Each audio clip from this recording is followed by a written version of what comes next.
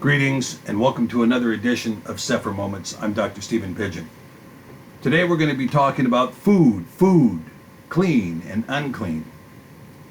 We begin first with a discussion from the Besserah Marcus, that is to say the Gospel of Mark. Mark, chapter 7, verses 14 through 16. And when he had called all the people unto him, he said unto them, Hearken unto me every one of you, and understand.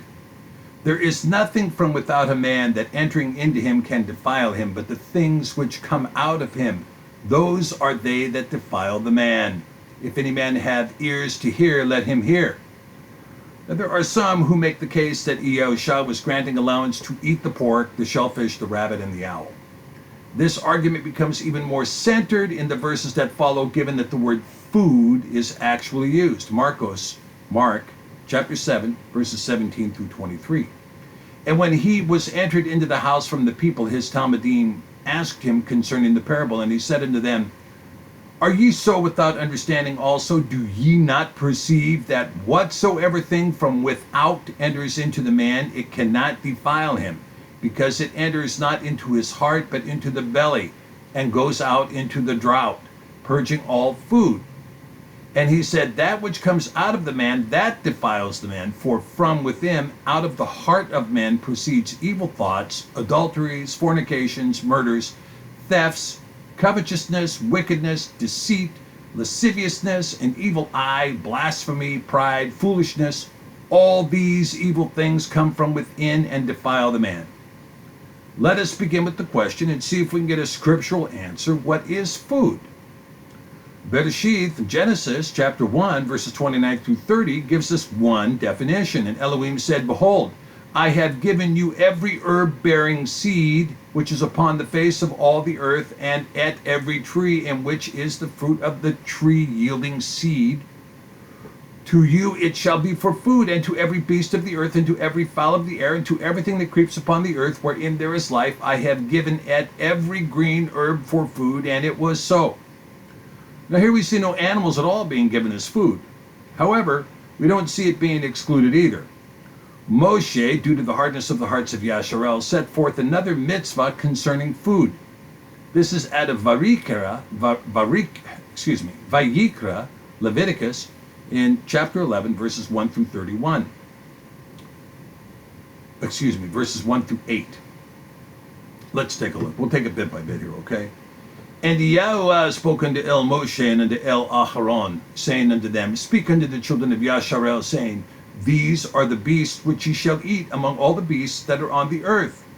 Whatsoever parts the hoof and is cloven-footed, and chews the cud among the beasts, that ye shall eat. Nevertheless, these that ye shall not eat of them that chew the cud, or of them that divide the hoof. As at the camel, because he chews the cud, but divides not the hoof, he is unclean unto you. And at the coney, because he chews the cud, but divides not the hoof, he is unclean unto you. And at the hare, because he chews the cud, but divides not the hoof, he is unclean unto you. And at the swine, though he divide the hoof and be cloven-footed, yet he chews not the cud, he is unclean to you. Of their flesh shall ye not eat, and their carcass shall ye not touch, they are unclean to you. These ye shall eat of all that are in the waters. Whatsoever has fins and scales in the waters, in the seas and in the rivers, them ye shall eat. And all that have not fins and scales in the seas and in the rivers, and all that move in the waters, and of any living thing which is in the waters, they shall be an abomination unto you. They shall be even an abomination unto you. Ye shall not eat of their flesh, but ye shall have at their carcasses an abomination. Whatsoever has no fins nor scales in the waters, that shall be an abomination unto you. And these are they which ye shall have an abomination among the fowls. They shall not be eaten. They are an abomination. At the eagle, and at the ossifrage, and at the osprey, and at the vulture, and at the kite after his kind, and at every raven after his kind, and at the owl, and at the nighthawk, and at the cuckoo, and at the hawk after his kind, and at the little owl, and at the cormorant, and at the great owl, and at the swan, and at the pelican, and at the eagle, and at the stork, and heron after her kind, and at the lapwing, and at the bat. All fowls that creep going upon all fours shall be an abomination unto you. Yet these that ye may eat of every flying, creeping thing that goes upon all four. which have legs above their feet to leap withal upon the earth. Even these of them ye may eat. The locust after his kind, and yet the bald locust after his kind, and the beetle after his kind, and the grasshopper after his kind.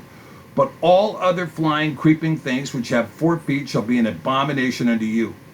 And for these ye shall be unclean. Whoever touches the carcass of them shall be unclean until the evening, and whoever bears aught of the carcass of them shall wash his clothes and be unclean until the evening.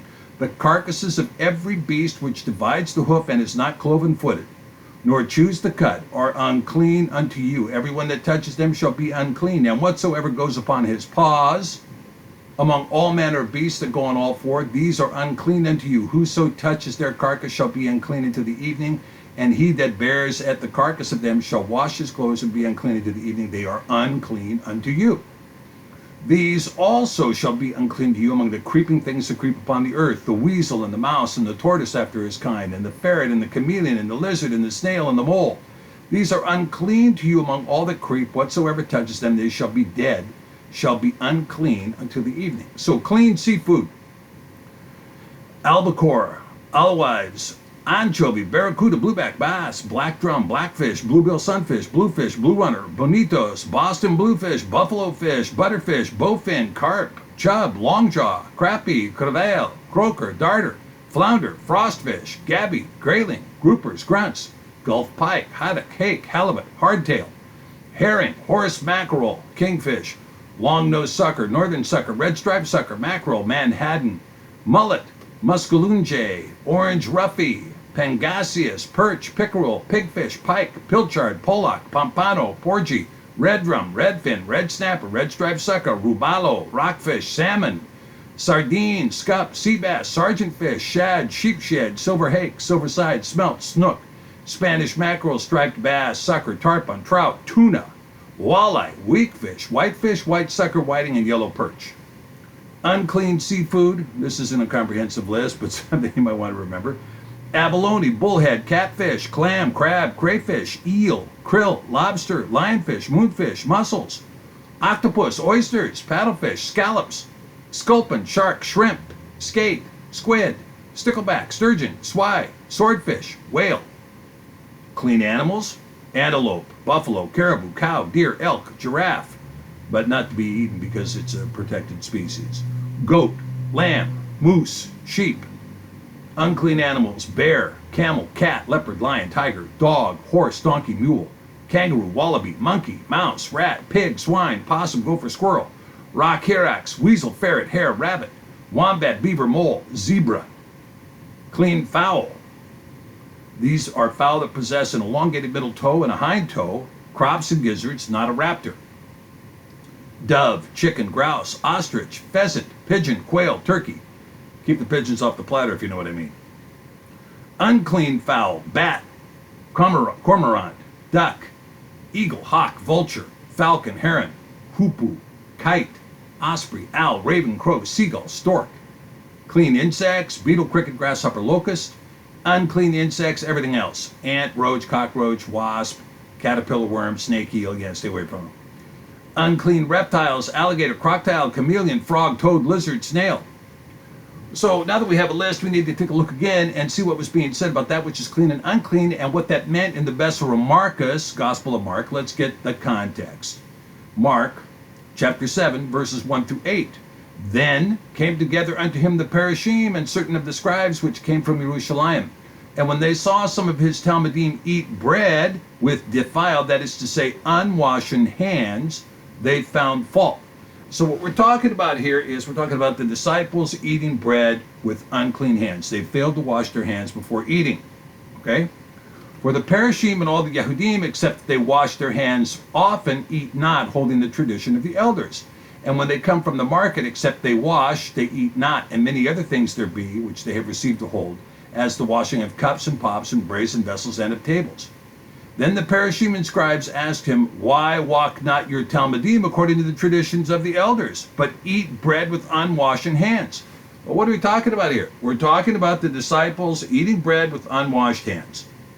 He answered and said unto them, Well, as Yeshayahu prophesied of you hypocrites, as it is written, This people honors me with their lips, but their heart is far from me. Howbeit in vain do they worship me, teaching for doctrines the commandments of men. For laying aside the commandment of Yahweh, ye hold the tradition of men, as the washing of pots and cups, and many other such things like ye do. So he's telling us here that the context of this is he's talking about the condition of the heart. The Pharisees want to talk about the Talmudic tradition of washing your hands before you eat. Okay? Following another illustration of the premises that the doctrine of men was the laying aside of the commandment, HaMashiach then goes on to clarify this issue of eating with unclean hands. That is to say, to address the rhetorical question, does the touching of food, which has already been defined and declared above as to what is food, with unclean hands, that is unwashed, render the food ritually unclean? This is the question. That's the rhetorical question in this case, and the answer is, there is nothing from without a man that entering into him can defile him, but the things which come out of him, those are they that defile the man. If any man has ears, let him hear. That is to say, there is nothing on the outside of the man that will render the food, the clean food, unclean. There's nothing on the outside of a man that's going to render clean food unclean. That's what's being said here, nothing more. Well, what about Peter's vision? Well, Maasim, Acts 10. Chapter 10, verses 9 through 28. On the morrow, as they went on their journey and drew nigh unto the city, CEPHER went up upon the housetop to pray about the 6th hour.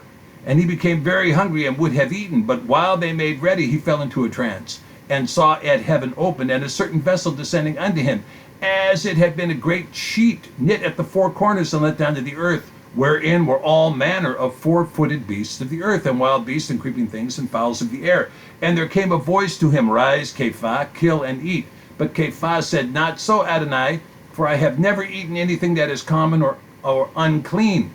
And the voice spoke unto him again the second time, What Yah has cleansed, that call not common. This was done thrice, and the vessel was received up again into heaven. Now, did at this point Yah say, Look, the stuff in the sheet I've cleansed? Did he say that? No, he said, What Yah has cleansed, do not call common. Okay. Now, while CEPHER doubted in himself what this vision which he had seen should mean, behold, the men which were sent from Cornelius had made inquiry for Shimon's house, and stood before the gate, and called and asked whether Shimon, which was surnamed CEPHER, were lodged there. Well, CEPHER thought on the vision. The Ruach said unto him, Behold, 3 men seek you. Arise therefore and get you down, and go with them, doubting nothing, for I have sent them. Then CEPHER went down to the men which were sent to him from Cornelius, and said, Behold, I am he whom you seek. What is the cause wherefore you are come? And they said, Cornelius the centurion, a just man, and one that fears Yah, and of good report among all the nations of the Yahudim, was warned from Yah by a holy angel to send for you into his house, and to hear words of you. Then called he them in, and lodged them. And on the morrow CEPHER went away with them, and certain brethren from Yaffo accompanied him. And the morrow after they entered into Caesarea, and Cornelius waited for them, and had called together his kinsmen and near friends. And as CEPHER was coming in, Cornelius met him, and fell down at his feet, and worshipped him. But CEPHER took him up and said, saying, Stand up, I myself am also a man. And as he talked with him, he went in and found many that were come together, and he said unto them, Ye know how it is that an unlawful thing for that a man that is a Yehudi to keep company, or to come into one of another nation. Let me repeat that. You know how that it is an unlawful thing for a man that is a Yehudi to keep company, or come unto one of another nation.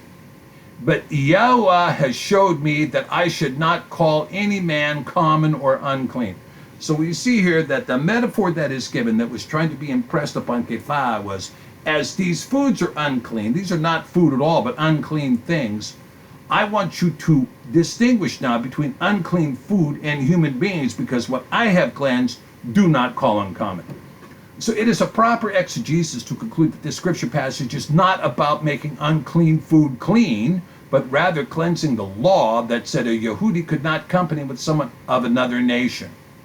So others raised the issue about Paul's discussion in Colossim or Colossians, believing that somehow Paul is giving the world a new description of that which constitutes food. Colossim, chapter 2, verses 13 through 24. And you, being dead in your sins and the uncircumcision of your flesh, has he quickened together with him, having forgiven you all transgressions, blotting out the handwriting of dogma that was against us, which was contrary to us, and took it out of the way, nailing it to his cross. and having spoiled principalities and powers, he made a show of them openly, triumphing over them in it. Let no man therefore judge you in meat or in drink or in respect of a feast day or of the new moon or of the Shabbat, which are a shadow of things to come for the body of Mashiach. Let no man beguile you of your reward in a voluntary humility and worshiping of angels, intruding into those things which he has not seen, vainly puffed up by his fleshly mind, and not holding the head, from which all the body by joints and bands, having nourishment ministered and knit together, increases with the increase of Yahuwah. Wherefore, if ye be dead with Mashiach from the rudiments of the world, why, as though living in the world, are ye subject to dogma? Touch not, taste not, handle not, which are all to perish with the using, after the commandments and doctrines of men, which things have indeed a show of wisdom and in will, worship, and humility, and neglecting of the body, not in any honor to the satisfying of the flesh. Now, Paul makes a case against the handwriting of dogma, not a case against the Torah, the statutes, the judgments, the ordinances, or the Torah of Yahweh. At the time of his writing, handwriting such as the Gemara and the Mishnah were already in place. Isn't this what he is discussing? Of course, because he will go on to discuss by inference the very same thing discussed by Hamashiach in refuting the law of hand washing in regard to whether or not unclean hands could render clean food unclean. Wherefore, if you be dead with Mashiach from the rudiments of the world, why, as though living in the world, are you subject to dogma? Touch not, taste not, handle not, which all are to perish with the using, after the commandments and doctrines of men. But what exactly is he saying in verses 16 and 17?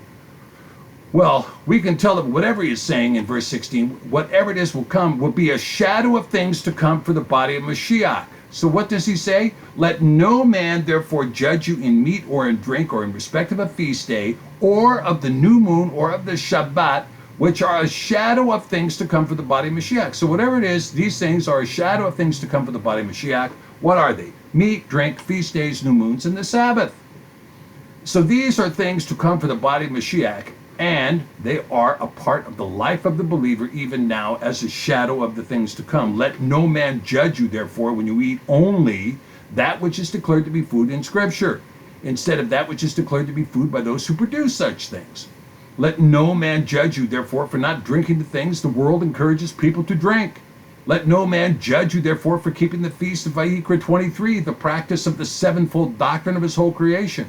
Let no man judge you, therefore, for celebrating the new moons of the 1st, 4th, 7th, and 10th month, bringing the agricultural sowing and reaping cycles into recognition of the 4 seasons which begin on these moons. Let no man judge you, therefore, for keeping the Shabbathot, the Sabbaths of Yahweh.